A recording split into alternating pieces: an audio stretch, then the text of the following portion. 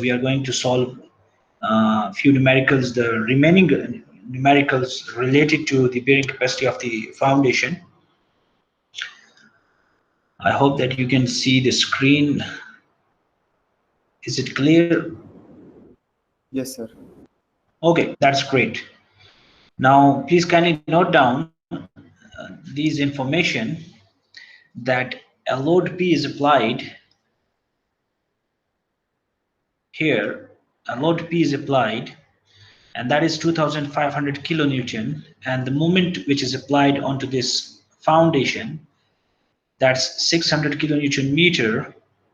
The width of the column here is 0.4 meter, and the depth of the foundation here is 1.5 meter. Now the cohesion is equal to 40 kilopascal, and horizontal load is applied, and that is 600 kilonewton. The unit weight of the soil is 17.50 kilonewton per cubic meter, and the friction angle is equal to 25 degrees. Now we need to use the Meyerhof bearing capacity equations, and we need to find out the size of the rectangular footing, which means that we need to find out the width of the foundation and the length of the foundation. Now we have assumed that the B is in this direction. Okay, so we are assuming that the width of the foundation is in this direction and the length is into the slide. Now, how to start with this? Please kindly take a picture or a screenshot.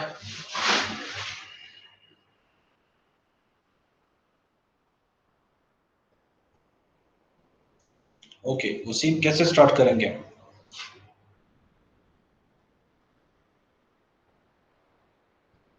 Sir first of all तो sir B assume कर लेंगे sir और equation put कर लेंगे sir. Okay, good. So Wasim is saying that we need to first assume the B. So I would say step number one is assume dimensions, and I would add that assume B and L, because we need to find out B and L. It's a rectangular footing, so we need to assume B into L, and that's equal to 2.5 meter into 3 meter. So that's just our assumption. Okay, we need to satisfy the bearing capacity equation, and we need to find out the factor of safety of the factor of safety is given, so we need to find out the dimensions. We just want to try that whether these dimensions are going to give us the required results. And as we assumed that this B is acting in this direction, and it will affect the results, which I will tell you in few minutes. Then what we can do, we can find out the eccentricities.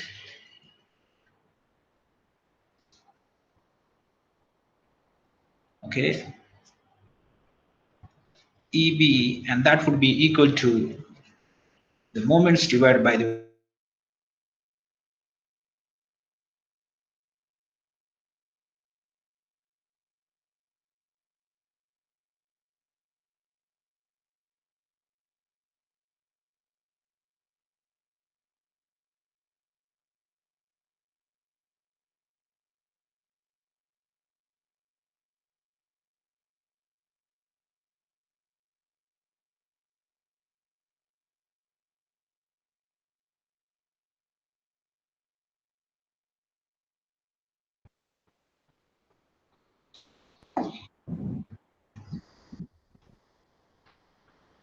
Please confirm. Can you hear me?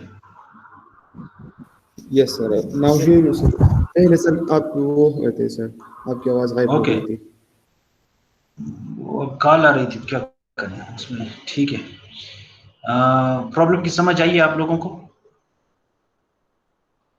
Yes sir. Sir हम ठीक late है, आए हमारे repeat कर दें sir problem को repeat कर दें। ये देखें, हमारे पास लोड मोमेंट्स गिवन है और डेप्थ ऑफ द फाउंडेशन भी गिवन है। हमारे पास cohesion, horizontal load, unit weight और फ्रिक्शन एंगल भी गिवन है। हमने फाइंड क्या करना है, यहाँ पे हमने size of the rectangular footing find करनी है। ठीक है, बी और एल को फाइंड करना है, और बी और एल को ऐसे फाइंड करना है कि हमारे पास फैक्टर ऑफ सेफ्टी 5 जो है ना वो आ जाए। ठीक है, for this soil condition, for this loading condition, हमें बी और एल को फाइंड करना है और फैक्टर ऑफ सेफ्टी को 5 रखना है। ठीक है, तो स्टार्ट वसीम ने ये कहा था कि हम अज्यूम करेंगे डायमेंशंस को। ठीक कहा था, बिल्कुल सही कहा। उसने कहा कि डायमेंशंस को बी एंड एल को हमने अज्यूम किया, तो हमने एक वैल्यू ली बी की 2.5 और एल की लेंथ ऑफ द फुटिंग जो है ना वो हमारे पास 3 आ जाएगी। अब एक्सेंट्रिसिटीज को फाइंड करना था। अब एक्सेंट्रिसिटीज के साथ जो है ना हमने ये वैल्यू आप प्लीज काइंडली मुझे प्रोवाइड कर लें। ये वैल्यू क्या होगी एक्सेंट्रिसिटी की इन the direction of the width of the foundation? 0.24। Okay, 0.24 हमारे पास ये मीटर आ जाएगा। ये एल की वीडियो मुझे दे दें प्लीज।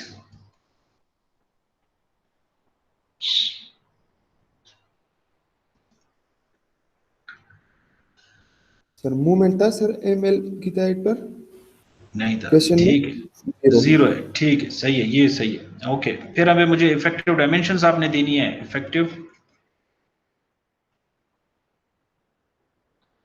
डायमेंशंस आपने देनी है।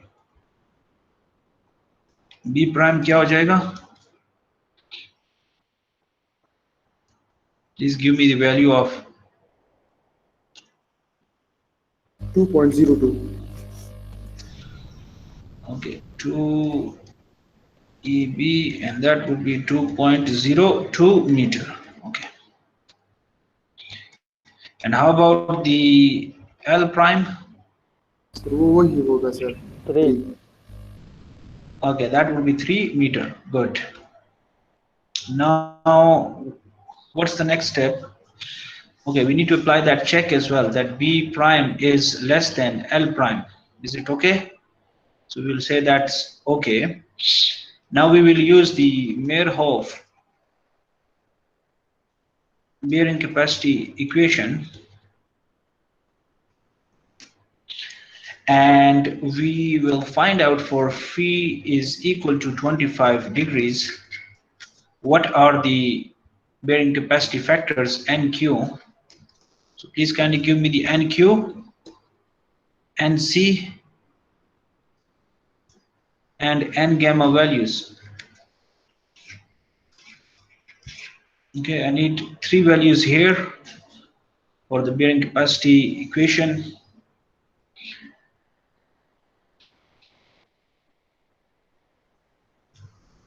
Use the Meyerhof bearing capacity equations to find out the bearing capacity factors. Sim, can you hear me?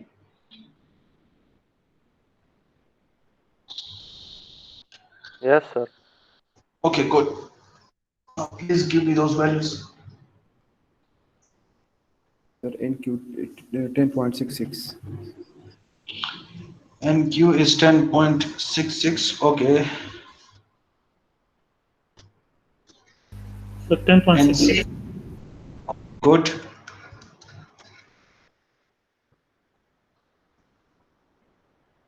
Okay, I will take that 10.66. That's fine.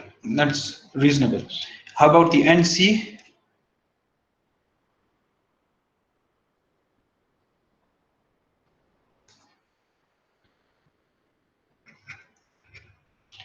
Okay. 20.7. 2.7. 20.7। Okay, Wasim के अलावा जो दूसरा बंदा है उसका नाम क्या है? हजरत बिलाल सर। हजरत बिलाल। अच्छा, हजरत बिलाल, ठीक है, ये भी 20.7। ठीक है, और एन गेमा? 20.7। एन गेमा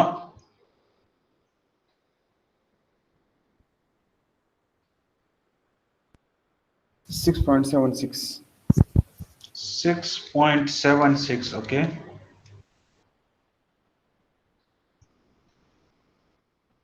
Sir, 6.76. Same. 6.76. Okay, that's fine. Okay, thank you for the confirmation. Now we will move towards the shape factors.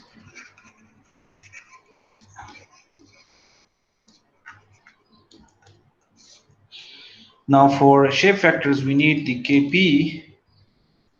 So we can use this equation.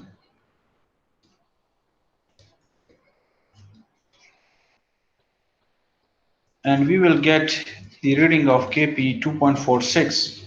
Now you need to give me SC, SQ, and S gamma. Please.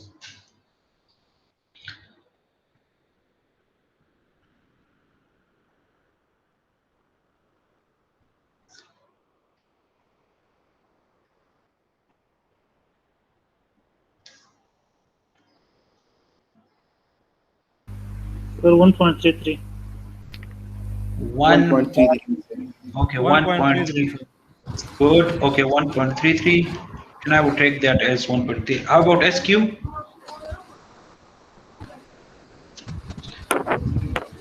SQ. 1.16. 1.16. Okay. Yes, sir. 1.16. 1.16. His gamma be 1.16. Okay, that's fine. So it will come here, it will come here again. Now, how about the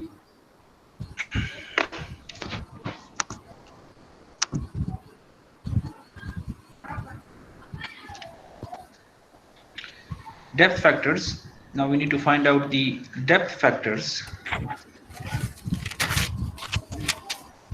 And the depth factors DC, 1.23. DQ, and D gamma. That's 1.23. Yes, sir. Okay. How about DQ and D gamma?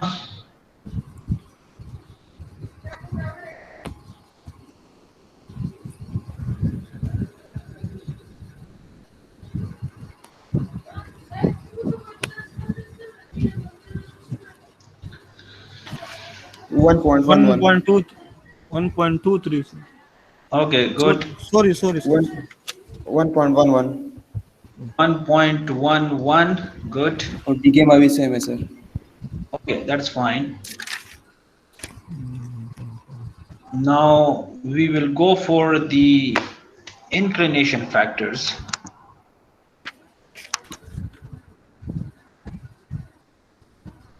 So please kindly give me those inclination factors. Horizontal में load कितना था, sir? 600 kilonewton. Yes. So we need to find out the inclination. 13.499. So theta is equal to 13.5 degrees. Now we need to find out the IC, IQ, and I gamma.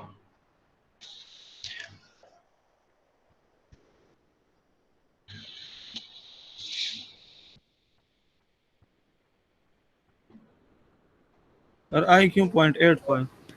0.72. Sir, 0.72. Yes, sir. 0. Okay, so I will take this reading as the correct reading. Now, how about the IC? So that would be same, right? Yes, वो same होगा, sir. Or how about the I gamma?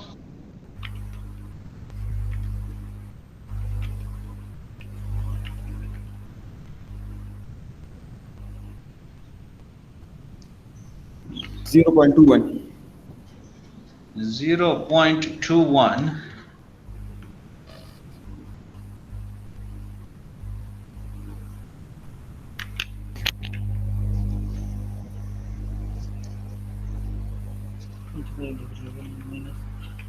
Is it correct? 0.21. So I would go with 0.21.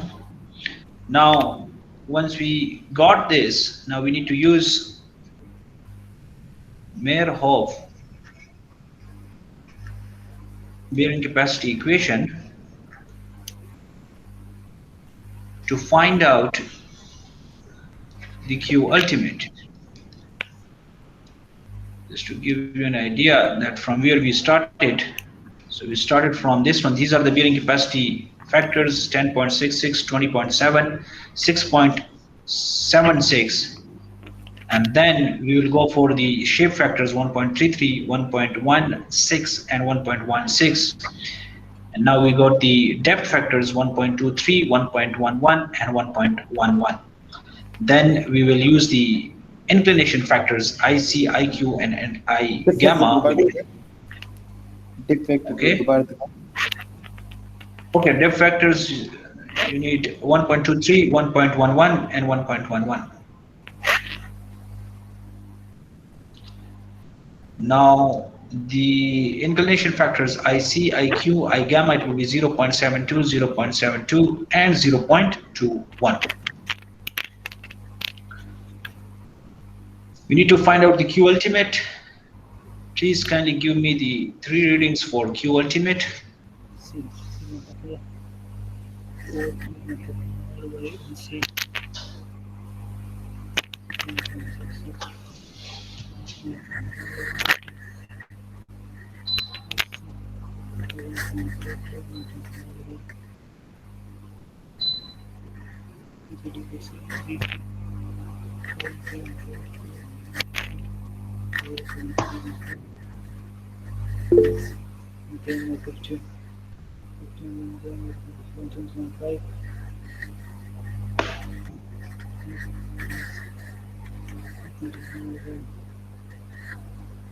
Asad Fahim, please kindly give me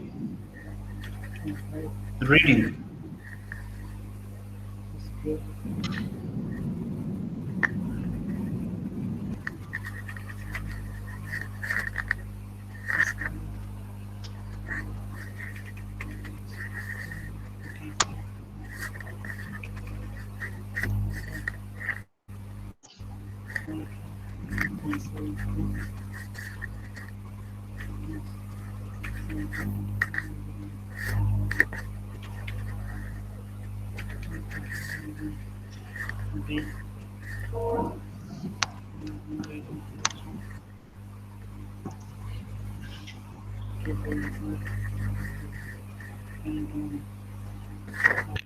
Sir, 1217.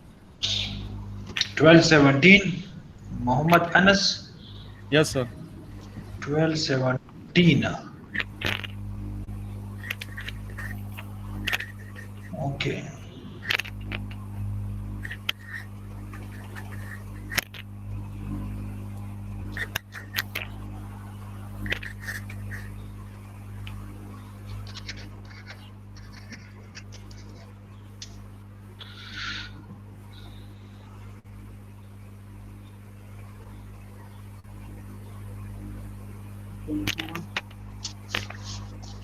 Ten 1066.7.9.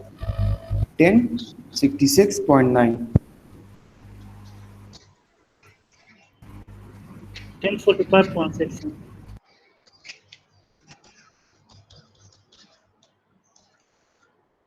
Or 1051.29. Name, please. Fawad Iqbal, sir. 10. 51.29. Okay, that's enough. For I guess these seems to me the right answers. Okay. This one. Now, okay, we got everything here. We need to find out after that the effective area of the footing. How much is the effective area? Okay, in the meanwhile, I want to open new windows. You can please kindly find out the effective area. and then you can find out the applied stress. 6.06. Okay, so find out the applied stress as well, that how much would be the applied 6.06 stress. area. Okay, that's good. 6.06 is the right answer. Okay, and then find out the factor of safety.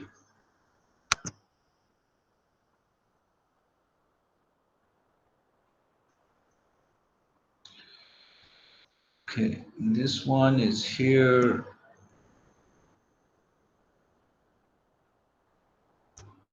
Okay, this one is here. So we need to find out the effective area, and that is 6.06 square meter. Now we need to find out the Q applied. Sir वो 213.38 होगा. That would be 213.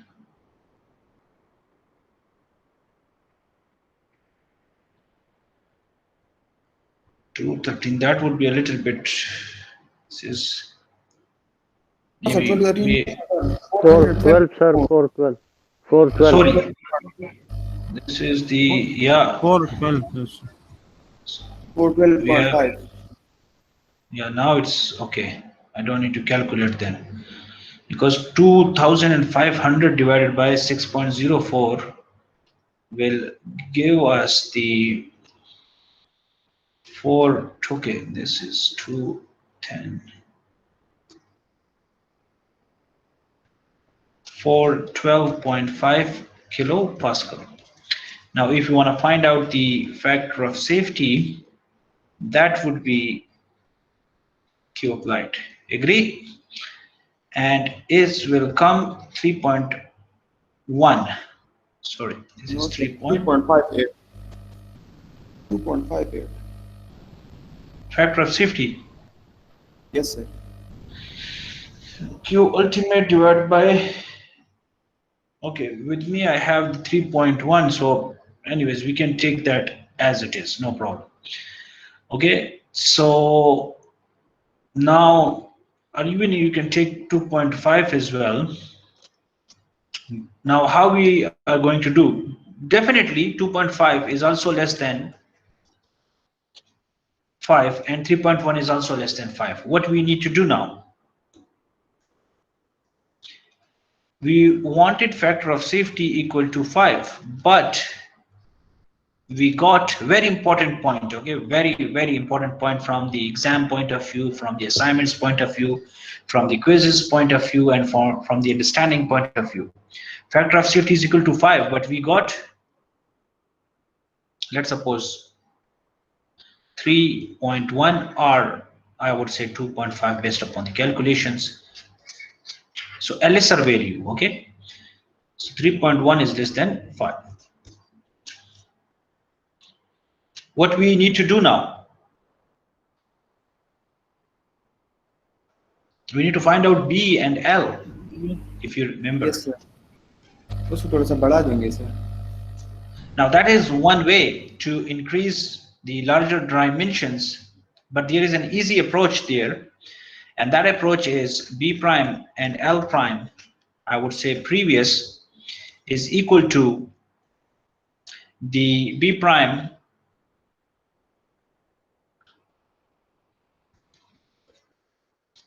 L prime, the new one, I would say, right, previous in full.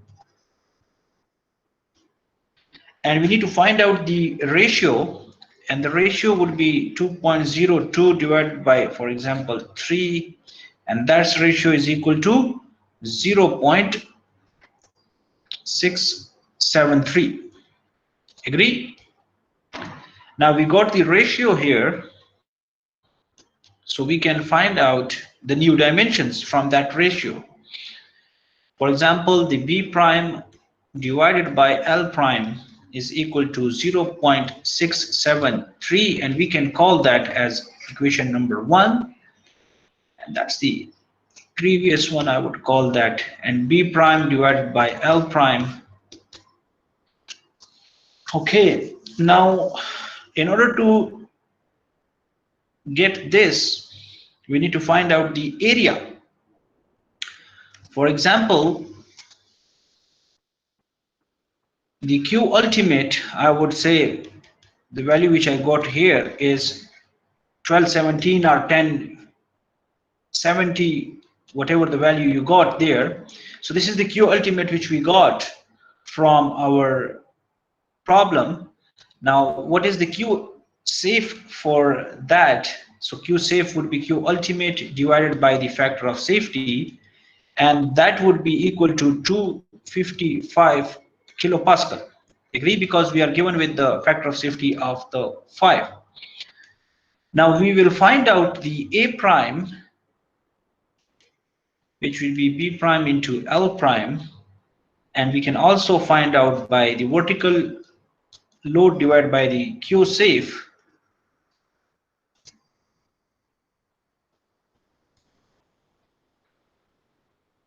Here is 2.9, okay. Now, in order to get the factor of safety 5, we can use this area, and I would say factor of safety is equal to 5 here, okay. Now we will calculate the Q ultimate, then we will calculate the safe bearing capacity with the factor of safety of 5, and this is the value which we got. Now we need to find out the effective area, and the effective area here is 9.769, which is giving us the factor of safety of 5. Do you understand what we are trying to do here? We are trying to get the area information first. Now once we got the area information, now we can find out the, and we can name that as equation number 2. Now we can find out the B prime. For example, here B prime would be equal to, from the equation number 2 or from the equation number 1, I would say for 0.673 into L prime. Now we got the B prime value here, so if you put that in the equation number 2, you will please kindly give me the value of L prime. Put this in the equation number 2.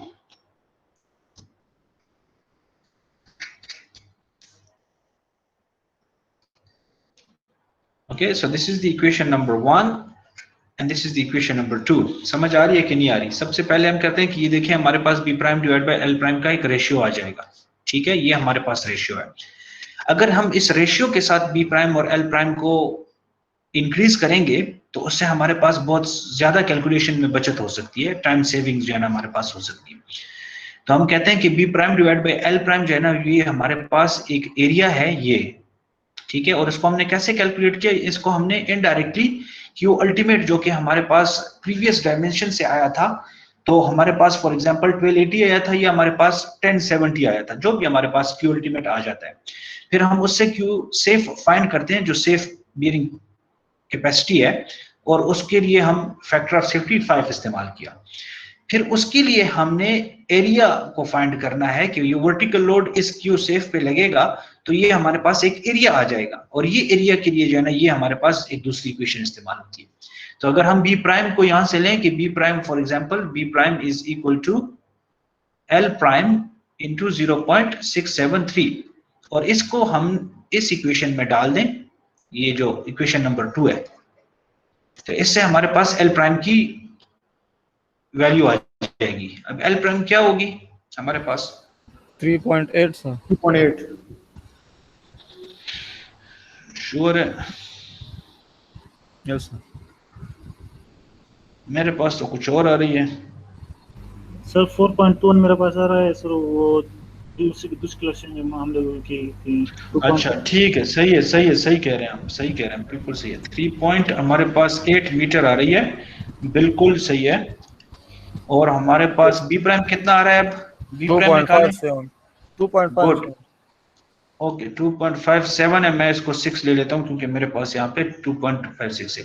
तो अब हमारे पास ये देखें कि L prime और B prime अब आ गए, लेकिन यहाँ पे एक प्रॉब्लम है प्रॉब्लम असल में जो है ना हमारे पास जो required what we needed L prime and B prime. We got it. Okay, we got it. But there is still a problem. What's that problem? Problem is here. Problem कहाँ पे? वसीम समझ आइए, थोड़ा सा एक्सप्लेन करो अपनी जुबानी, थोड़ा अपने वर्डिंग में एक्सप्लेन करो यहाँ पे मसला क्या है। फवाद आप एक्सप्लेन करो, हजरत बिलाल कोई बताइए यहाँ पे ट्रिकी पॉइंट क्या है जो कि एग्जाम पॉइंट ऑफ व्यू से, assignment quiz point of view से, अंडरस्टैंडिंग पॉइंट ऑफ व्यू से बहुत इंपॉर्टेंट है।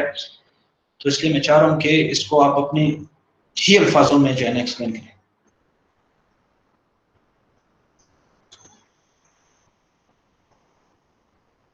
फवाद आवाज आ रही है?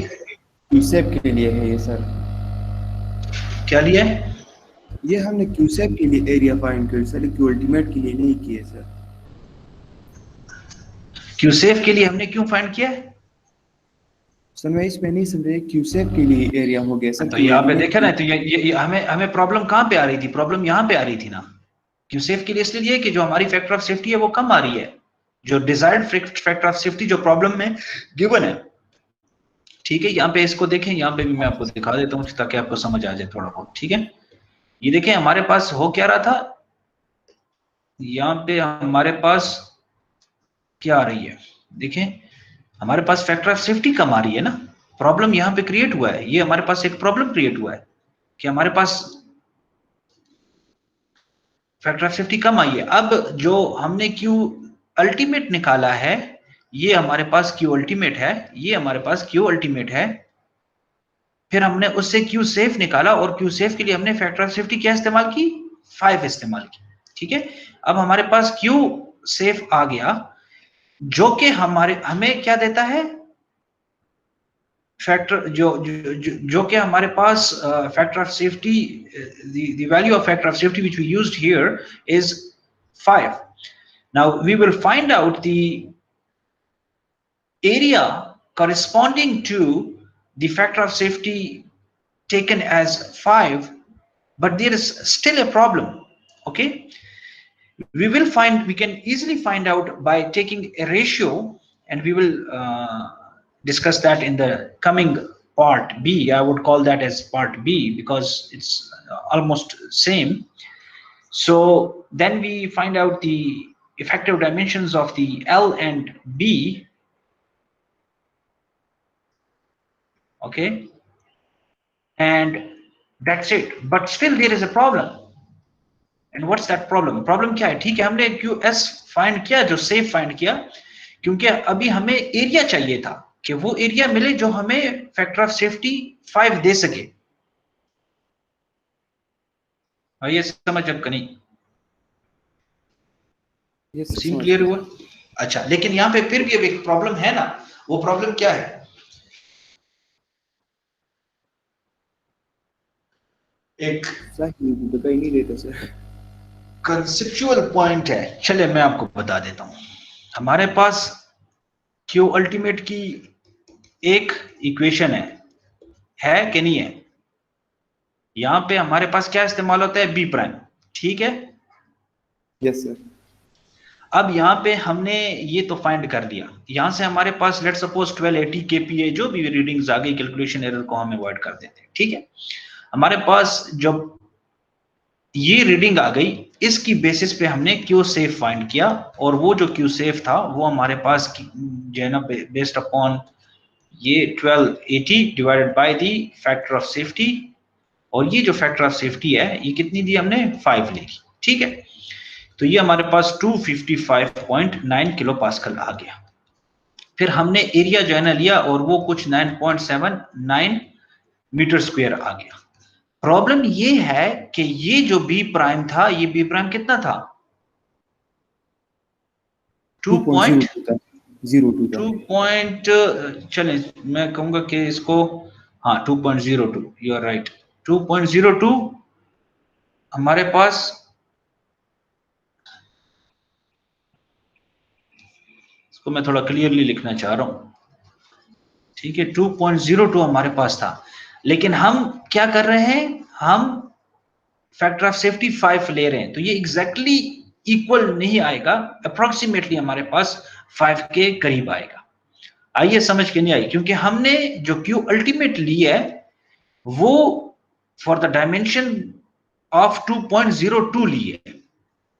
यहां पे देखें, ये जो हाँ, yes, B, ठीक है, ये B प्राइम हमने इस्तेमाल किया है, इससे हमने ये फाइंड किया है, फिर इससे हमने ये फाइंड किया है, लेकिन हम कह रहे हैं कि हमें एक एरिया ऐसा मिलेगा, ये हमारे पास प्रीवियस जो एरिया था, ठीक है, प्रीवियस एरिया के लिए या प्रीवियस B जो था वो B प्राइम हमने लिया। अब ये न्यू B, ये हमें क्या देगा, ये हमें B prime into L prime देगा, लेकिन ये न्यू डायमेंशंस हमें मिली है, क्योंकि प्रीवियसली जो था A प्राइम कितना था, मैं कहूं कि ये प्रीवियस A प्राइम कितना था, 6.06 मीटर स्क्वायर था। तो अब हमें एरिया तो मिल गया है कि जो हमें close to 5 factor of safety देगा, ठीक है, कि हमारे पास जो फैक्टर ऑफ सेफ्टी है, जो अगर हम इस्तेमाल करें 5 को, जो क्यू सेफ है, लेकिन क्यू सेफ हमने प्रॉब्लम ये है कि ये हमने पुराने बी प्राइम को यूज करके इस्तेमाल किया, क्योंकि हमारे पास एक वे है, मेथड है कि क्विकली हम उसको सॉल्व कर पाए। अभी मैं आपको बताता हूं, ठीक है, अभी यहाँ पे हमारे पास यहाँ पे प्रॉब्लम सॉल्व हो गया है, ये तो हमारे पास डायमेंशंस आ गई हैं, लेकिन एक चीज आपने याद ये रखनी है कि ये हमें एग्जैक्टली फैक्टर ऑफ सेफ्टी 5 नहीं देगा, ठीक है, ये बिल्कुल close two factor of safety 5 होगा। अगर आप इसको कैलकुलेट करें इन डायमेंशन के साथ, तो आपको ये फैक्टर ऑफ सेफ्टी जो है ना एग्जैक्टली नहीं मिलेगी। अब यहाँ पे एक रीजन है, इसकी रीजन को समझते हैं। रीजन को समझने के लिए यहां पे आते हैं, ठीक है, यहां पे जब हम आते हैं, इफ दिस न्यू डायमेंशंस, ये हमारे पास न्यू डायमेंशंस आ गई हैं B इंटू L, और अगर इसको हम कहते हैं कि कैलकुलेशन में इस्तेमाल करना चाहें, और अगर इसको हम देखना चाहें कि ओनली जो थर्ड टर्म है ना, the third term will give us the reading differently, क्योंकि ये जो रीडिंग्स है ये सेम रहेगी, क्योंकि इसमें तो हम कुछ चेंज नहीं कर रहे हैं ना, ठीक है, और इसमें हमारे पास B इन्वॉल्व है, और अगर B इन्वॉल्व है तो B प्राइम इन्वॉल्व है, तो इसलिए ये हमारे पास थर्ड टर्म जो है ना वो चेंज होगा। लेकिन कहते हैं कि अगर if that B prime previous और B प्राइम न्यू में इतना फर्क ना हो, तो फिर रीडिंग्स में इतना ज्यादा फर्क भी नहीं आएगा। तो ये भी आप कर सकते हैं, कहते हैं कि अगर हम इसके साथ फैक्टर ऑफ सेफ्टी को फाइंड करना चाहते हैं तो ये 4.84 आएगा, और अगर हम इसको रिफाइंड करते हैं तो मोर रिफाइंड जो हमारे पास B और L होने चाहिए for finding the factor of safety of, और for giving the factor of safety equal to 5, these are the dimensions 3.08 and 3.87। अच्छा, अभी दूसरा जो हमारे पास एक प्रॉब्लम है, वो सेम प्रॉब्लम को आपने रिपीट करना है, सेम प्रॉब्लम को, ठीक है ना, सेम प्रॉब्लम आपने लेना है।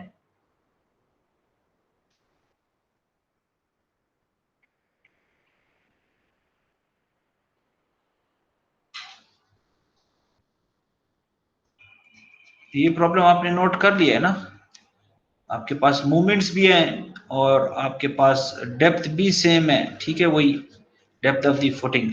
आपने अजम्पशन क्या करनी है कि ये हमारे पास लेंथ ही इस साइड पे है, ये L है,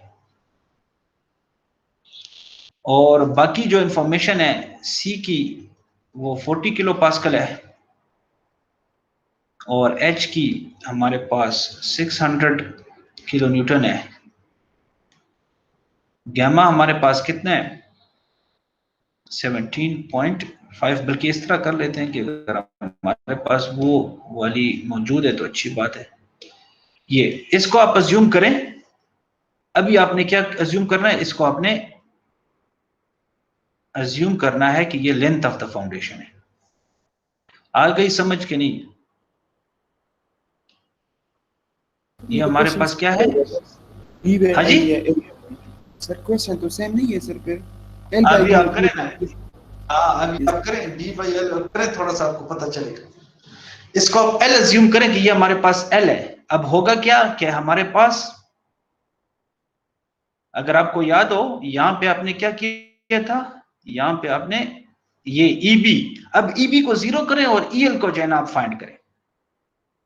चलें, मुझे अच्छा, दें, इसके yes, साथ साथ मैं रेड पे जाता हूं। चलें, ठीक है ना, अभी ये अच्छा है, ठीक है ना, बोर्ड तो मिट जाता है यहाँ पे भी अगर हमने इसको छोड़ा हुआ है। तो अभी आप मुझे दें, ईबी हमारे पास क्या हो जाएगा, 0 यहाँ पे, बल्कि यहाँ पे हमारे पास, हाँ,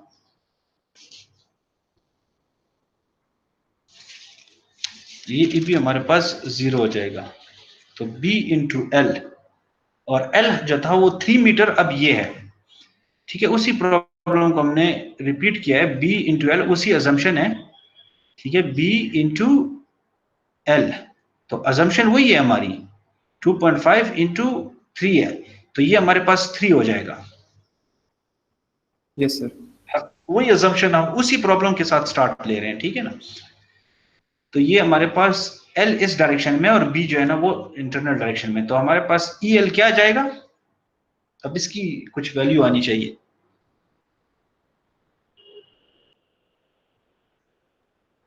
सर 0.24 होगा सर। एक्सीलेंट, ठीक है ना, ये हमारे पास 0.24 मीटर आ जाएगी। अब B प्राइम L प्राइम मुझे दे दें। बी प्राइम वही होगा सर। सब्र करें, थोड़ा सा सब्र करें, ठीक है ना। B प्राइम हमारे पास कितना आ जाएगा, 2.5 मेरे पास आ रहा है,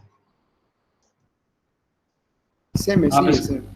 ठीक है, और 2.52 हमारे पास L प्राइम आ जाएगा, यस सर, ये भी सही है सर। ठीक है।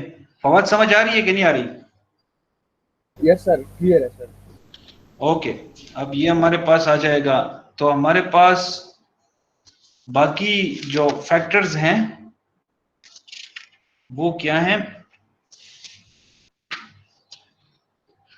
चलें, हमारे पास KP SC SQ, वो डेप्थ फैक्टर्स, इंक्लिनेशन फैक्टर्स, ठीक है, वो आ जाएंगे।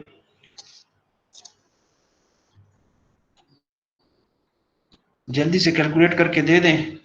NQ एन गैमा की रीडिंग्स अगर मैं यहाँ पे लिखना चाहूँ तो मैं लिख सकता हूँ कि ये हमारे पास ऑलमोस्ट सेम है, इस पे कोई इफेक्ट नहीं आ रहा, यस और सर, इस पे सेम भी है कोई सर। इफेक्ट नहीं आ रहा, और एन गैमा पे भी कोई इफेक्ट नहीं आ रहा, ठीक हो गया। अब हम आते हैं दूसरी साइड पे कि यहाँ पे कुछ इफेक्ट आ रहा है कि नहीं आ रहा। यहाँ पे हमारे पास थोड़ा सा इफेक्ट आ रहा है, 1.18 आएगा, यहाँ पे हमारे पास 1.09 आएगा, ये हमारे पास थोड़ा सा इस पे फर्क आ गया है, सही है। इंक्लिनेशन फैक्टर्स कितने क्या आएंगे, इंक्लिनेशन फैक्टर्स को अगर हम निकालना चाहें तो वो हमारे पास 0.72 आएगा, और हमारे पास यहाँ पे 0.21 इंक्लिनेशन फैक्टर्स पे फर्क आएगा। फिर हमारे पास जो बियरिंग कैपेसिटी की इक्वेशन है, उससे हम अगर बियरिंग कैपेसिटी को फाइंड करते हैं, अल्टीमेट बियरिंग कैपेसिटी को फाइंड करना चाहते हैं, सॉरी यहाँ पे मैं लिख देता हूँ, ये हमारे पास 1377 आता है, ठीक है ना। प्रीवियस केस में मेरे पास कैलकुलेशन में 1280 कुछ आ रहा था, तो 1280 से क्यों अल्टीमेट हमारे पास क्या आ गया, ये हमारे पास अगर हम L को या लेंथ को इस डायरेक्शन में लेते हैं तो वो 1377 किलो पास्कल इसकी अल्टीमेट बियरिंग कैपेसिटी हो जाएगी। हमारे पास जो एरिया है, effective area of the footing, वो 6.3 मीटर स्क्वायर है, और उससे हम अप्लाइड स्ट्रेस फाइंड कर सकते हैं, और क्यों अप्लाइड हमारे पास कितना आ जाएगा, 396.8 किलो पास्कल, ठीक हो गया। अभी हमारे पास फिर भी फैक्टर ऑफ सेफ्टी क्या हो जाएगी, फैक्टर ऑफ सेफ्टी 3.47 आ जाएगी, विच इज लेस देन 5। यहां तक जो है ना मैंने पॉइंट को लेके आना था कि यहां पे करेंगे, ठीक है। फिर अगर हमने, वही है कि या तो हम डायमेंशन को अज्यूम करें कि लेट्स अज्यूम कि हमारे पास जो B है वो कितनी होनी चाहिए, वो इसको इंक्रीज कर लें कि 3.5 कर लेंगे और L को जो है ना हम 4.5 कर लेंगे, and then you solve that whole inclination factor, bearing capacity factors, और वो सारे सॉल्व करें और फिर आप क्यू अल्टीमेट तक आए और उसके बाद क्यू सेफ तक आए, ठीक है, और कंपेयर करें इसको। तो ये एक तरीकाकार है, लेकिन इस तरीकाकार को थोड़ा सा लेंथी समझा जाता है। कोशिश की जाती है कि एक रेशियो के साथ जाए और रेशियो के साथ उसको इंक्रीज किया जाए। अच्छा, अभी हम देखते हैं कि यहाँ पे हमारे पास क्या आ सकता है। अब हमारे पास जो रिवाइज्ड एरिया है, ठीक है, हमारे पास वही क्यू अल्टीमेट कितना आया था, 1377 किलो पास्कल। अब क्यू सेफ कितना हो जाएगा, 5 पे डिवाइड करेंगे इसको, तो 5 पे डिवाइड करेंगे, पिछले केस में कुछ 256 था, 275 किलो पास्कल, ठीक है, ये हमारे पास किलो पास्कल आ गया। अब हमारे पास जो एरिया है वो कितना आएगा, जो न्यू एरिया हमें रिक्वायर्ड है 5 के लिए, वो तो 3.71 आया ना, उससे तो हमारे पास 3.71 which is less than 5. Now we need a new area, we need a new area that will give us the factor of safety 5. तो ये मुझे प्लीज काइंडली आप दे दें। 9.07. Okay, 9.07, that would be QS 9.07 square metre, ठीक है। Okay, please note down, और मुझे उसकी भी रीडिंग दे दें अगर जब भी था। तो एरिया प्राइम में इसको कह दूंगा कि जो हमारे पास, ये यहाँ पे लिख देता हूँ क्योंकि यहाँ पे फिर आपको कंफ्यूजन हो जाएगी। जब हमारे पास ये थोड़ा सा एक्स्ट्रा वर्क है, ए प्राइम हमारे पास उस केस में क्या था, ये जब हमारे पास बी के डायरेक्शन में हमने लोडिंग अप्लाई की थी, मोमेंट्स और हॉरिजॉन्टल लोड्स अप्लाई हो रहे थे। 9.7 9.7 ये, और अब इस केस में कितना है, ये देखें कितना एरिया ऑफ द फुटिंग जो है ना वो क्या हुआ है, रिड्यूस हुआ है। तो इससे हम इकोनॉमी को भी जो है ना वो कंट्रोल कर सकते हैं। तो एक चीज यहाँ पे मैं आपको दे देता हूँ कि उसका फायदा क्या है। वसीम ने जो क्वेश्चन किया था ना कि सर इसका फायदा क्या है, तो इससे थोड़ी इकोनॉमी जो है ना वो, या थोड़ा कॉस्ट इफेक्टिव भी हो जाता है अगर आप सिर्फ लेंथ को इस डायरेक्शन में दे दें। अच्छा, ये तो यहाँ पे एक पॉइंट हो गया।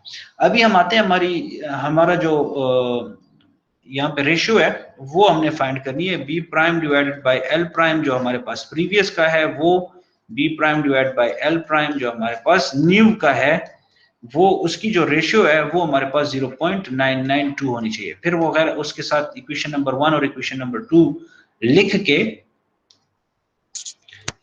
ठीक है,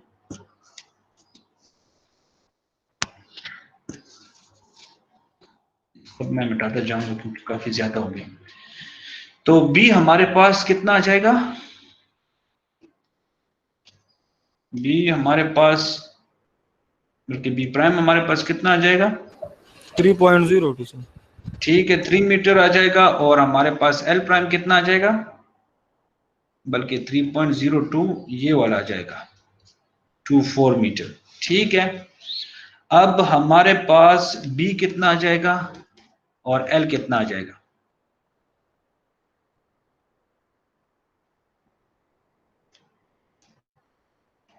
B same what would be, तकरीबन सेम है, ठीक है ना। अब और हमारे पास ये जो है ना आएगा, B would be equal to 3 metre but L, okay, 3.5. I was waiting for that. Name please.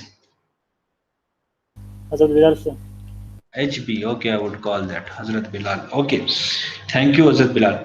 Now I mentioned earlier on that if you find out the factor of safety using these dimensions, this will be close to 5. It will not be exactly 5. The reason, because we are using the Q ultimate from the previous B prime in order to reach to these dimensions. Okay, now you can refine your calculations, and then you can reach to the exact foundation sizes or the dimensions. Anyways, but you can clearly see that if you, okay, what were the, let me draw that. अगर अभी आप इसको करना चाहते हैं तो अगर मुझे आप प्रीवियस जो बी प्राइम है वो दे दें, इसको यहां पे ले आते हैं, बी प्राइम जो हमारे पास है, बी प्राइम को भी छोड़ दें, अभी हमारे पास बी आ जाएगा। फर्स्ट केस में हमारे पास बी क्या था, कितना आया था, बी की, अच्छा बी की बात कर रहा हूं, ठीक है ना। ये हमारे पास कितना आ जाएगा 2.5, ये हमारे पास फर्स्ट केस जो कि बी हमने लिया था कि उसकी डायरेक्शन में 2.5 मीटर था, और एल क्या था, 3 मीटर था। नहीं, फर्स्ट केस की मैं बात कर रहा हूं, ठीक है, ओके। वो हमारे पास बी एंड एल डिफरेंट आए थे। सेकंड केस में हमारे पास क्या था, जो ये तो खैर हमने अज्यूम किया था ना, पहले अज्यूम किया फिर जो यहाँ पे रीडिंग आई वो बता दें। एक तो अज्यूम किया, इससे तो फैक्टर ऑफ सेफ्टी आ रही थी, factor of safety less than 5 आ रही थी, फिर हमने जो रेशियो के साथ इंक्रीज किया वो रीडिंग क्या आ रही थी, जो कि क्लोज टू हमारे पास क्या, अच्छा 3 आ रही थी यहाँ पे, और इस तरह एल क्या आ रहा था, 3.5 था सर। चलें 3.5 कर लेते हैं, ठीक है। इसका एरिया मुझे दे दें कि एरिया क्या आ रहा है इसका, 3 × 3.5 क्या एरिया आ रहा है, 10.5, ठीक है ना। चलें ये जो है ना आपके पास 10.5 आ रही है, और वो कह रहे हैं कि हमारे पास जो रिवाइज डायमेंशंस थे वो थे 3.04, जो कि हमें 5 फैक्टर ऑफ सेफ्टी देते हैं, और 3.81 हमारे पास मोर रिफाइन। अगर इनको कैलकुलेट किया जाए तो हमारे पास जो एरिया आ रहा है वो 11.58 आ रहा है मीटर स्क्वायर, ठीक है। तो ये हमारे पास in the direction of B था, और total area footing in present example, अगर हम प्रेजेंट एग्जांपल की मिसाल लें, या मतलब जो अभी सॉल्व किया है उससे हम 3 × 3.5 से हमारे पास क्या आएगा, 10.5 आएगा। तो ये अगर हम बी अज्यूम पहले करते हैं और ये हम अगर एल अज्यूम करते हैं, तो इस केस में हमारे पास एरिया में डिफरेंस आता है, ठीक है। ये जो इकोनॉमी को अगर हम कंसिडर करते हैं, कॉस्ट को अगर हम उसको कंसिडर करते हैं, तो इसकी वजह से एरिया सिग्निफिकेंटली रिड्यूस हो जाता है। अच्छा, अभी हम इस सबको काट देते हैं, ठीक है। चलिए यहाँ पे आ जाते हैं, यहाँ पे कहते हैं इसको ज़ाइड बोर्ड पे आ जाते हैं।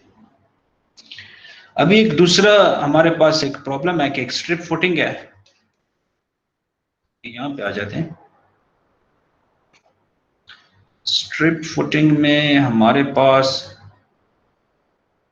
ये सारी यहाँ पे वैसे डिटेल्स यहाँ पे गिवन भी हैं, अगर आप इसको रीड करना चाहते हैं, अगर रीड भी कर सकते हैं कि इसमें जो एरिया की इकोनॉमी की बात हुई है वो भी यहाँ पे मौजूद है, ठीक है। ये प्रॉब्लम आपने सॉल्व करना है।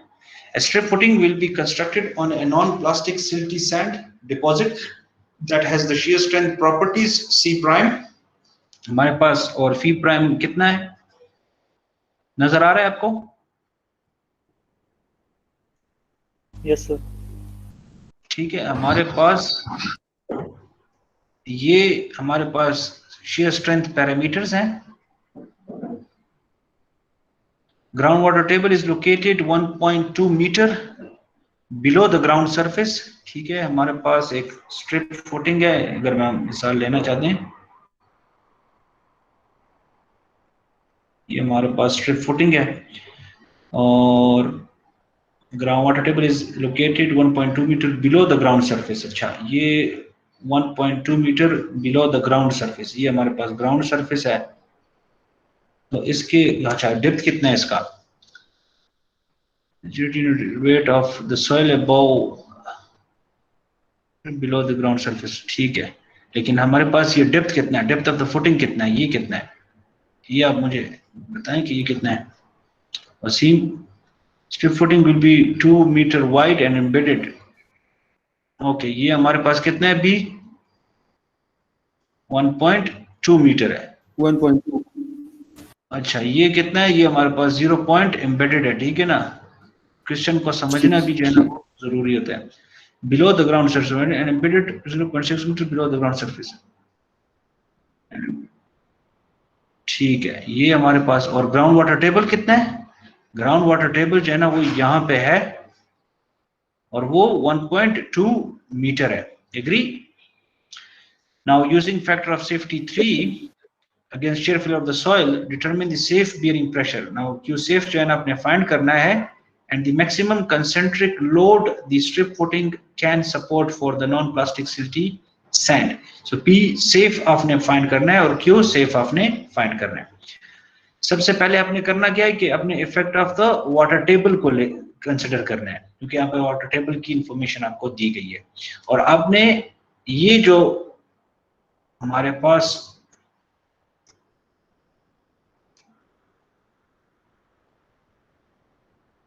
हाइट ऑफ वेज, ठीक है, हाइट ऑफ विच को आपने देखना है, क्योंकि वाटर टेबल कहाँ पे आ रहा है।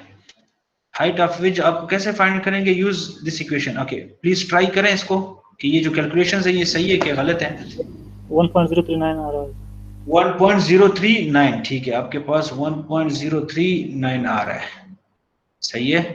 अब हमारे पास water table will affect the third term. ये कह रहे हैं कि हमारे पास जो थर्ड टर्म है वो अफेक्ट किया जाएगा। थर्ड टर्म हमारे पास कौन सा है, और ये जो यूनिट वेट है इसको कैसे फाइंड किया गया है, यूनिट वेट को फाइंड करें। थर्ड टर्म कहते हैं अफेक्ट हो रहा है, यूनिट वेट मुझे रीडिंग दे कि ये सही है कि गलत है।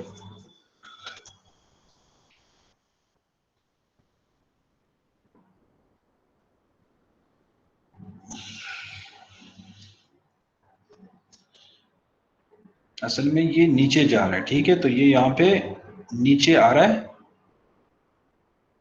और वाटर टेबल यहाँ से गुजर रहा है, तो ये इसके नीचे आ रहा है। और ये हमारे पास पोर्शन जो है ये थर्ड टर्म को हमने सीखा था कि ये थर्ड टर्म के साथ रिलेटेड है, जो कि unit weight of the soil है। तो थर्ड टर्म में हमने क्या करना है, गैमा प्राइम इस्तेमाल करना है, और वो जो गैमा प्राइम है या इफेक्टिव यूनिट वेट है उसको हम फाइंड कैसे कर सकते हैं।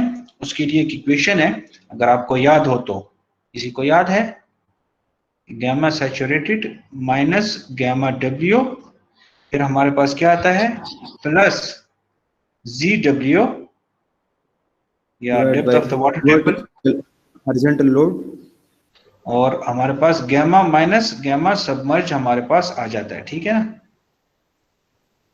ये उधर लिखा नहीं। तो अब अगर आप इसको इस्तेमाल करते हैं और यहाँ पे आप देख सकते हैं कि जो जी डब्ल्यू है वो कितना है, 0.6 है,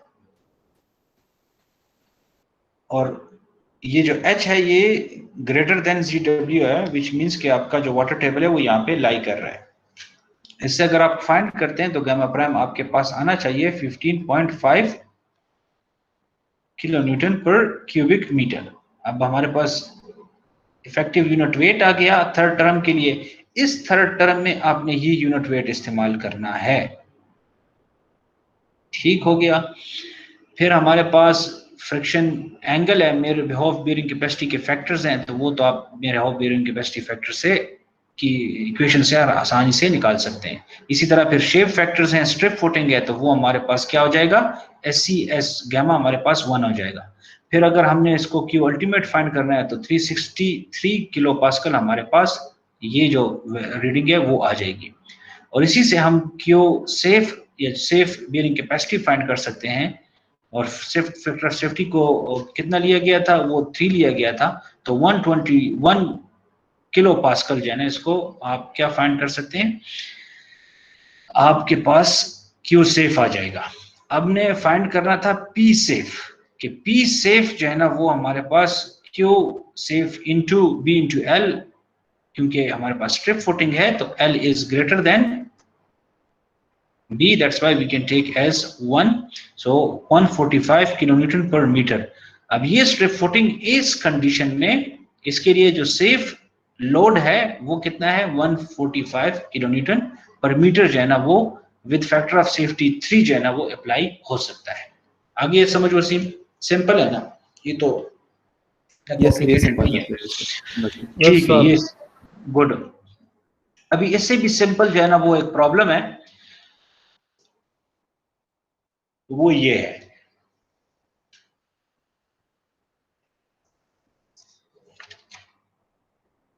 वसीम रीड करें इसको please.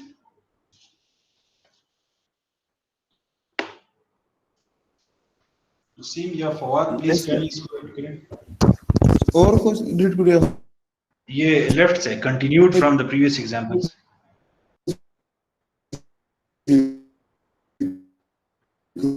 Mute from the previous. शुरू किया है sir. QSAP equal to 121 kilopascal. He had no idea of eccentricity of load at that time. Later, structural engineer calculated a vertical load of 100 kilonewton. per please linear Fawad meter आप read of- करें, मुझे लग रहा है कि उनके पास थोड़ा सा नेट का इशू आ रहा है। Okay, sir. Continued from the previous example, the technical ना engineer मेरे साथ आ रहा है पता नहीं। QS is equal to 121 kilopascal. He had no idea of eccentricity of load at that time. Sir,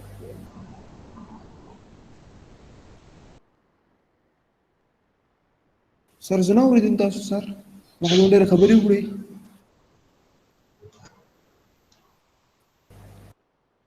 Wasim आपकी आवाज वैसे मुझे नहीं आ रही है। फवाद आप रीड करें ना प्लीज। सर ये स्लाइड विजिबल नहीं है सर। फवाद आपको आवाज आ रही है मेरी? Yes sir. सर आपकी स्लाइड विजिबल नहीं है सर। आवाज जमा आवाज नहीं रख लो। सर स्लाइड विजिबल नहीं है सर। जमा पर ख्याल जमगा आवाज सर तने जी। आओ कने यार आप हमारे खस्ता नहीं गया करो। Fawad can you hear me? Yes sir I can hear you. Hazrat Bilal can you hear me? Sir आपकी स्लाइड्स विजिबल नहीं है सर। सर आवाज मसला जमगा आवाज सीधे सर तने जी। आप लोगों की आवाज वैसे मुझे नहीं आ रही। हाँ ठीक है, चलिए मेरे पास इशू है। ओके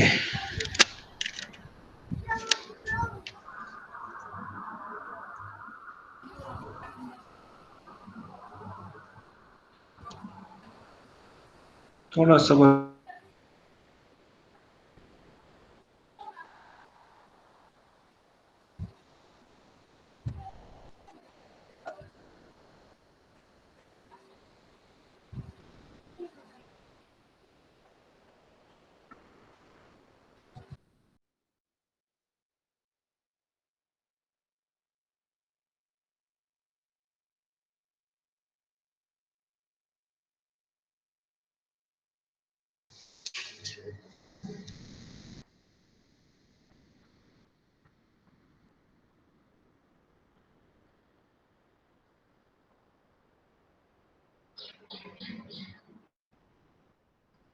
आवाज आ रही है?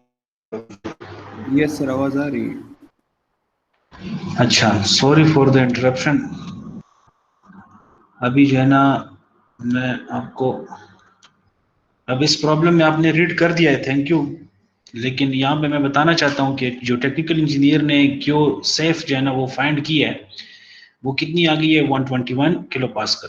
लेकिन उसको एसेंट्रिसिटी का कोई आइडिया उस टाइम पे नहीं था क्योंकि उसने सॉइल की इन्वेस्टिगेशन की और उससे जो है ना उसने क्यों सेफ दे दिया। Structural engineer calculated vertical load of 100 kilonewton per meter and this load is offset from the center line now. The eccentricity is equal to 0.15. ठीक है, जो width in the direction of B, width of the foundation है वो कितनी है 0.15 meter. Now we need to find out the largest bearing pressure and also we need to find out the lowest bearing pressure. और अगर आपको equation याद हो तो Q into B plus 6E divided by square of the B। आ रही है आवाज आपको? Yes, sir. Yes, sir. Yes, sir. Thank you very much. अच्छा, अभी आप इसको फाइंड करें। आप मुझे दें कि इसके साथ ये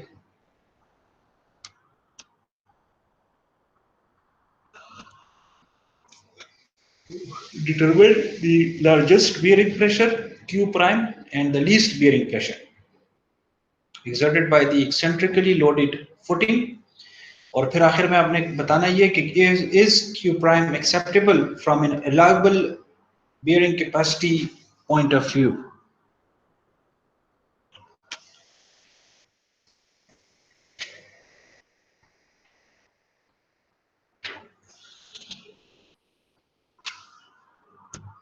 दो बातें पूछी गई हैं, ठीक है। अपने Q प्राइम भी और Q डबल प्राइम, या ये हमारे पास लोवेस्ट आ जाएगा, ये हमारे पास लार्जेस्ट आ जाएगा और ये हमारे पास लोवेस्ट आ जाएगा, ठीक है। फिर हमारे पास 145 सेम आता है सर। अच्छा, ये सेम आ रहा है। तो अब यहाँ पे अगर हम देखते हैं तो क्यू बार जो मैक्सिमम है ना, वो किससे, क्यू सेफ से ज्यादा आ रहा है, तो ये एक प्रॉब्लम है, ठीक है। Not acceptable. एक्सेप्टेबल कंडीशन क्या है कि हमारे पास जो क्यू बार है, जो लार्जेस्ट प्रेशर है, वो क्यू सेफ के लिस्ट आए। ये बात तो आपको समझ आ गई है। अब हमारे पास यहाँ पे strip footing will be constructed over heavily over consolidated clay that has an undrained shear strength equal to कितना है हमारे पास, Cu हमारे पास कितना है, ये हमारे पास अनड्रेन्ड कंडीशन है, और हमारे पास Fu कितना है, वो 0 है। सही हो गया। और ड्रेन्ड शियर स्ट्रेंथ ऑफ, हमारे पास ड्रेन्ड शियर स्ट्रेंथ है, ड्रेन शियर स्ट्रेंथ में C प्राइम कितना है हमारे पास, 5 किलो पास्कल है, और फी प्राइम कितना है, वो हमारे पास 28 डिग्री से। आवाज आ रही है आपको? Yes sir. ओके। अब हमारे पास the proposed strip footing will be 1.2 meter wide. हमारे पास ये इंफॉर्मेशन इंपॉर्टेंट है, ये इंफॉर्मेशन इंपॉर्टेंट है। एंड एम्बेडेड जो डेप्थ ऑफ द फुटिंग है वो हमारे पास है बिलो द ग्राउंड सरफेस, ठीक है, below the ground surface, located at depth of 1.2 metre below the ground surface. ये हमारे पास वाटर टेबल की इंफॉर्मेशन है। Saturated unit weight of the clay हमारे पास क्या है, gamma saturated, both above and below the water table, perform both total stress analysis। हमने करना क्या है यहाँ पे, हमने यहाँ पे टोटल स्ट्रेस एनालिसिस करनी है, और हमने इफेक्टिव स्ट्रेस एनालिसिस करनी है।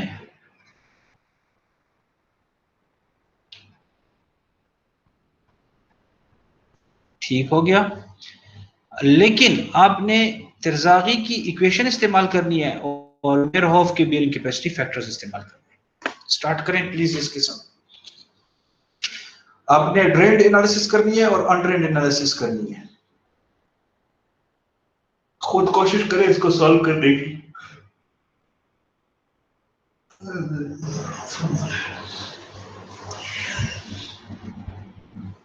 फवाद, क्वेश्चन की समझ आई है? Yes sir. हजरत बिलाल, समझ आई है? Yes sir. यहाँ पे हमने drained undrained analysis, total stress analysis या इफेक्टिव स्ट्रेस एनालिसिस करनी है, और उसके बाद हमने तिरजागी की इक्वेशन इस्तेमाल करनी है। लेकिन तिरजागी की जो इक्वेशन हम इस्तेमाल करेंगे, जो उसमें बियरिंग कैपेसिटी के फैक्टर्स होंगे, वो हमने 1 के बराबर मेयरहोफ बियरिंग कैपेसिटी फैक्टर्स, सॉरी, मेयरहोफ के जो बियरिंग कैपेसिटी फैक्टर्स हैं वहां से लेने हैं। आ रही है समझ? सर अनड्रेन कंडीशन में सर शेप फैक्टर्स और बियरिंग कैपेसिटी फैक्टर सर 1 के बराबर होगा सर। क्यों? NC सर क्योंकि पाई 0 है सर। एग्री, बिल्कुल एग्री कर रहा हूँ।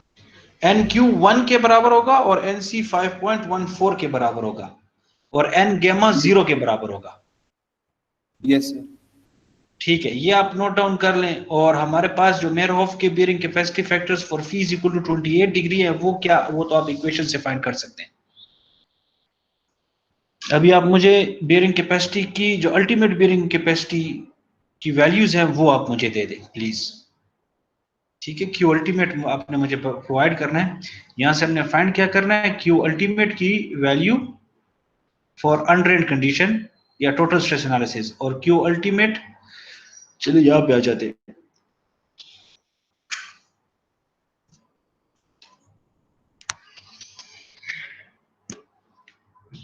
आपने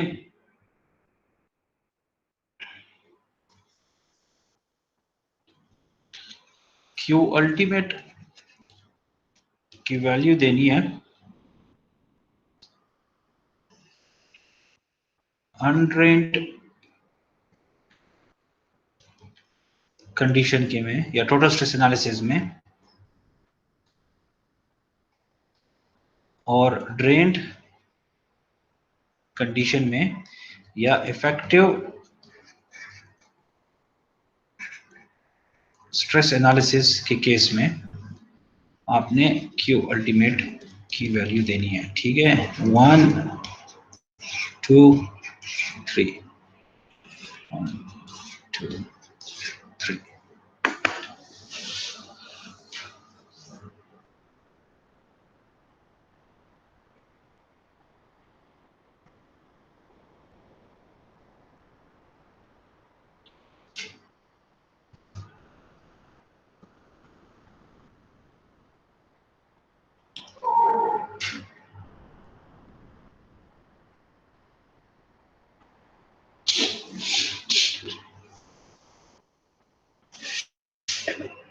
सर ये बियरिंग कैपेसिटी फैक्टर्स क्या थे सर? ये फॉर फी यू अगर मैं कहना चाहूं कि let's me write down somewhere here, इस केस में हमारे पास बियरिंग कैपेसिटी फैक्टर्स हो जाएंगे, यहां पे लिख लेता हूं यार,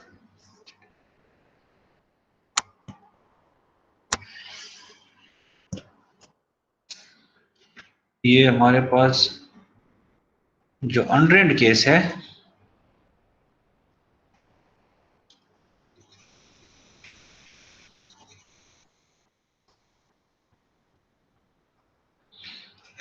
अनड्रेन्ड की केस में हमारे पास चूंकि फी यू हमारे पास 0 है तो एन सी वो 1 होगा, सॉरी ये हमारे पास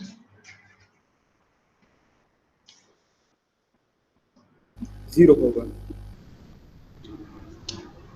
एन सी 5.14 हो जाएगा, एन क्यू हमारे पास 1 होगा और एन गैमा हमारे पास 0 हो जाएगा। और ड्रेन की केस में हमारे पास एन सी जो है ना वो कितना हो जाएगा, ये मेयरहोफ की बियरिंग कैपेसिटी फैक्टर्स आप इस्तेमाल करेंगे 14.7, sorry this is also not the NC value,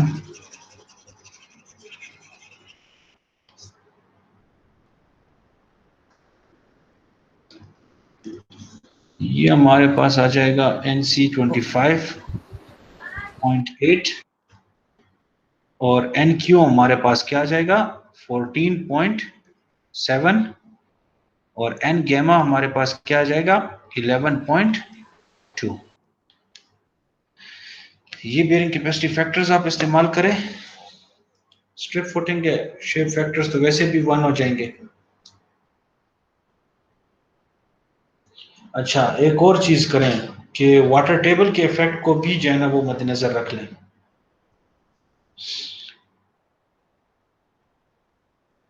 water table का इफेक्ट जो है ना वो भी आप थोड़ा सा इसको नोटिस कर लें।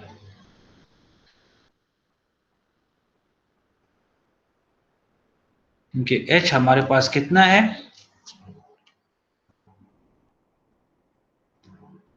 1.04 मीटर है, which is greater then ZW, ठीक है ना, depth of the water table beneath the foundation level. और हमारे पास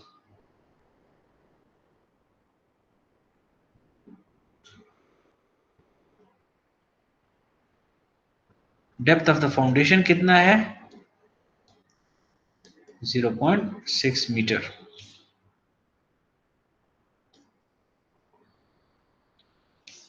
कि अल्टीमेट क्या रीडिंग्स आ जाएंगे हमारे पास। तिरजागी की इक्वेशन इस्तेमाल करें और मेयरहोफ बेयरिंग कैपेसिटी के फैक्टर्स इस्तेमाल करें। सर ड्रेन के लिए 240 kPa है सर। 240 kPa, ठीक है। ड्रेन्ड के लिए आपके पास आ रहा है 240 kilopascal. Name please. Anas sir, Mohammad Anas. Good.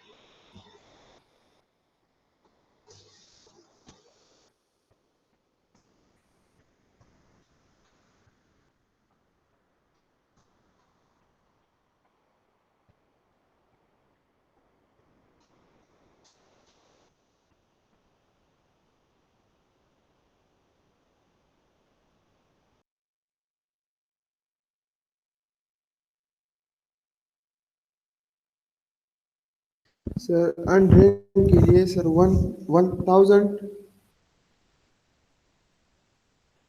Sir हमें सुन रहे हैं यार?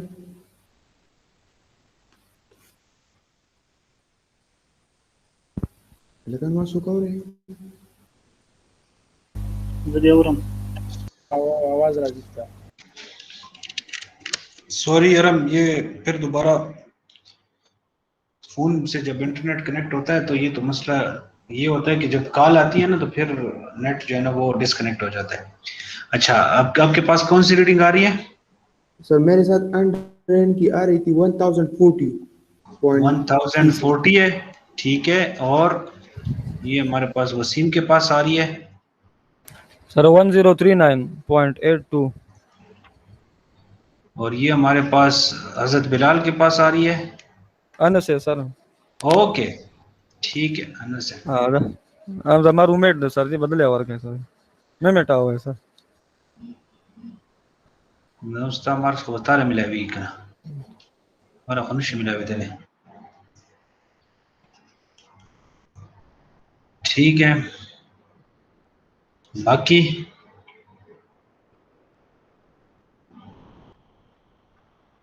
सर ड्रेन वाला से सही है सर। और आप कह रहे हैं कि ये जो है ना इसको हम सेम रख लें, ठीक है। चलिए ये हम ले लेते हैं। अच्छा, यहाँ पे अब एक चीज नजर आ रही है, क्यू अल्टीमेट हमारे पास अनड्रेन्ड में कितनी आ रही है और ड्रेन्ड में कितनी आ रही है। चेक करें इसमें कौन सी कम है कौन सी ज्यादा है। चलिए मैं 1040 को ले लेता हूँ और 240 को ले लेता हूँ। गवर्निंग हमारे पास अल्टीमेट बियरिंग कैपेसिटी क्या होगी, कौन सी होगी? 240 वाली सर। क्यों? सर वो मिनिमम है सर।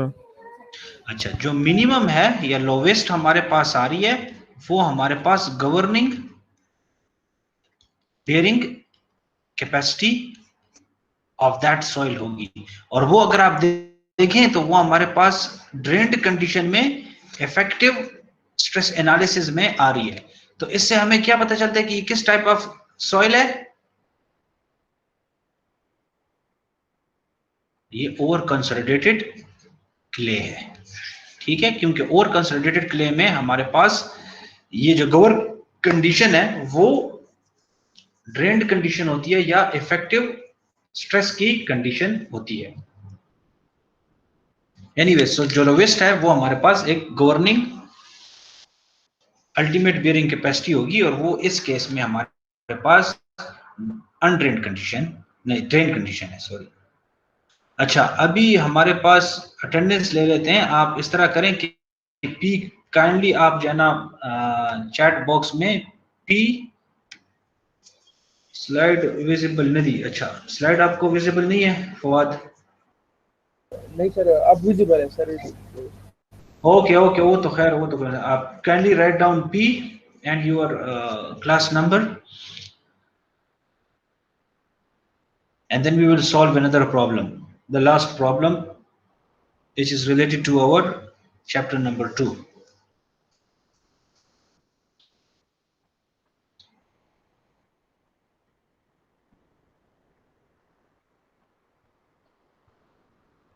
Thank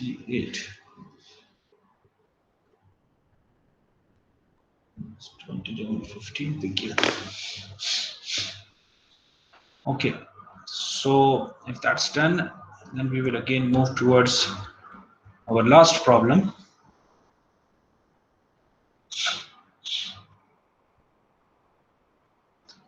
अच्छा, बल्कि इस तरह करते हैं, इसको थोड़ा सा छुपा लेते हैं, अगर आपको थोड़ा बहुत नजर आए तो कोई मसला नहीं है। अब हमारे पास एक प्रॉब्लम है, वो कह रहे हैं कि foundation supports permanent load of, हमारे पास जो डायमेंशंस हैं वो क्या है, 3x3 मीटर है। परमानेंट लोड कितना है, और मैं कहूंगा कि डेड लोड कितना है, वो हमारे पास 4000 किलो न्यूटन है, and a variable load of 1500 kilo Newton at a depth of 1.5 meter in sand. The water table is at the surface and the saturated unit weight of the sand being equal to 20 kilonewton per cubic meter. Characteristics values of the shear strength parameters C prime भी given है और phi prime भी given है. Is the bearing resistance limit state satisfied in accordance with the limit state method? ठीक है, shear strength के parameters given है, unit weights given है, depth of the foundation given है, dead load live load given है, और हमारे पास क्या गिवन है, लोड फैक्टर्स गिवन है कि डेड लोड के लिए कितना अप्लाई करना है, डेड लोड, ठीक है, वो मल्टीप्लाइड बाय 1 हो जाएगा, और लाइव लोड हमारे पास क्या हो जाएगा, 1.3 इंटू लाइव लोड, और ये हमारे पास डिजाइन लोड आ जाएगा। तो डिजाइन लोड कितना आएगा,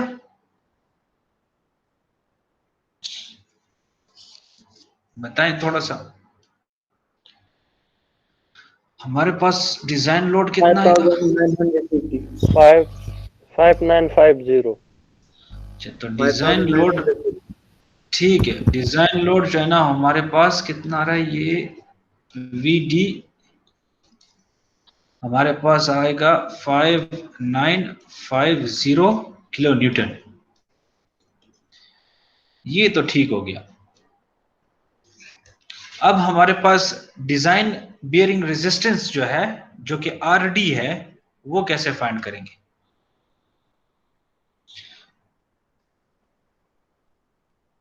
वो हमारे पास एरिया ऑफ द फाउंडेशन और हमारे पास Q अल्टीमेट से, एग्री? डिजाइन बियरिंग रेजिस्टेंस जो है ना, ये हम ऐसे फाइंड करेंगे कि अगर हमारे पास area of the footing known हो और Q अल्टीमेट नोन हो।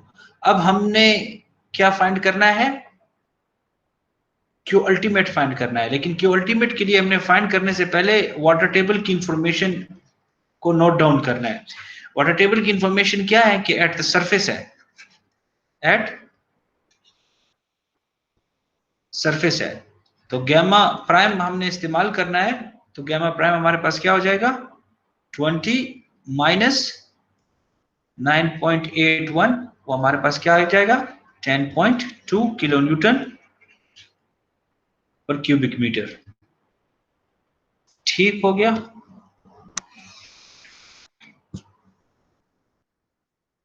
अब हमने रिडक्शन फैक्टर अप्लाई करना है। तो रिडक्शन फैक्टर को अगर जब हम अप्लाई करते हैं, रिडक्शन फैक्टर कितना था, स्ट्रेंथ रिडक्शन फैक्टर कितना है 0.8 फॉर द फ्रिक्शन एंगल, 0.8। ठीक है, तो हमें पता है कि हमारे पास ये इक्वेशन है कि 39 डिग्री है, फी है, लेकिन इसको अभी हमने क्या करना है, इसको हमने रिड्यूस करना है। और ये रिडक्शन जो है ना कैसे अप्लाई करनी है कि ये सेम रखना है, ये सेम रखना है। यहाँ पे हमने 0.8 मल्टीप्लाइड बाय 39 करना है। तो इससे हमारे पास क्या आ जाएगा, जो रिड्यूस्ड, या मैं डिजाइन कहूंगा कि इसको कहना चाहूँ, वो एंगल हमारे पास 33 डिग्री आ जाएगा। इनिशियली ये हमारे पास 39 था, लेकिन इसको स्ट्रेंथ को हमने रिड्यूस कर दिया बाय 20%, तो 33 डिग्री आ गया। आपको आवाज आ रही है? प्लीज कंफर्म करें। Yes sir. ओके, अब हमारे पास मेयरहोफ के बेयरिंग कैपेसिटी फैक्टर्स कौन कौन से हैं और क्या आएंगे। For phi equal to 33 degree करें आप, N C, N Q, N gamma की वैल्यूज मुझे दे दें please.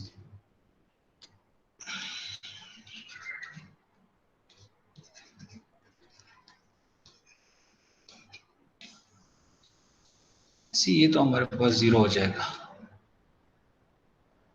N Q for 33 degree क्या होगा, मेयरहोफ के बेयरिंग कैपेसिटी फैक्टर्स इस्तेमाल करें।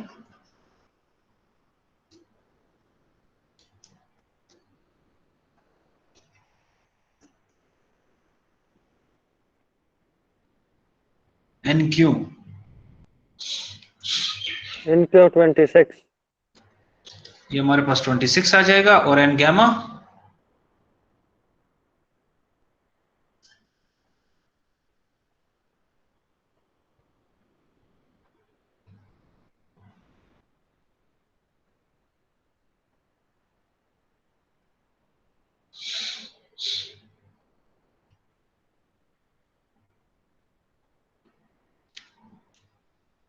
Sir 26.06 sir. दूसरी वैल्यू मुझे चाहिए वैसे।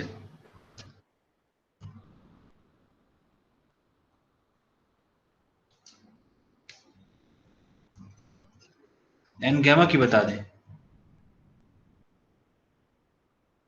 बस ये प्रॉब्लम 2-3 मिनट में खत्म हो जाएगा, प्लीज काइंडली थोड़ा सा सर वेट कर लें। ये एन गामा की वैल्यू है सर। अच्छा, ये एन गामा की वैल्यू, एन गामा की वैल्यू थोड़ी सी 26.09 26.09 इनके मान एनक्यू ठीक है सर। अच्छा, मेरे पास पता नहीं, यहाँ पे नोट्स में 29 आ रही है। चलें, ये हमारे पास आ जाएगा। फिर हम क्या करेंगे, हमारे पास जब ये आ जाएगा तो हमने करना क्या है, हमने आरडी की वैल्यू फाइंड करनी है इस इक्वेशन से। ठीक है, तो जो क्यू अल्टीमेट फाइंड करेंगे, क्यू अल्टीमेट के साथ यानी ये एरिया ऑफ द फुटिंग है, एरिया ऑफ द फुटिंग कितना है 3/3 है। यहाँ पे आप देख रहे हैं 3/3 है, तो ये 3 सॉरी 3 जो करते हैं तो ये हमारे पास एरिया ऑफ द फुटिंग आ जाएगा। क्यू अल्टीमेट यहाँ पे मौजूद है, आपने क्यू अल्टीमेट फाइंड किया हुआ है, तो ये आपके पास 6777 किलो न्यूटन आ जाएगा। अभी आपने कंपेयर करना है कि आरडी की जो वैल्यू है वो कितनी आ रही है, 6777 किलो न्यूटन आ रही है।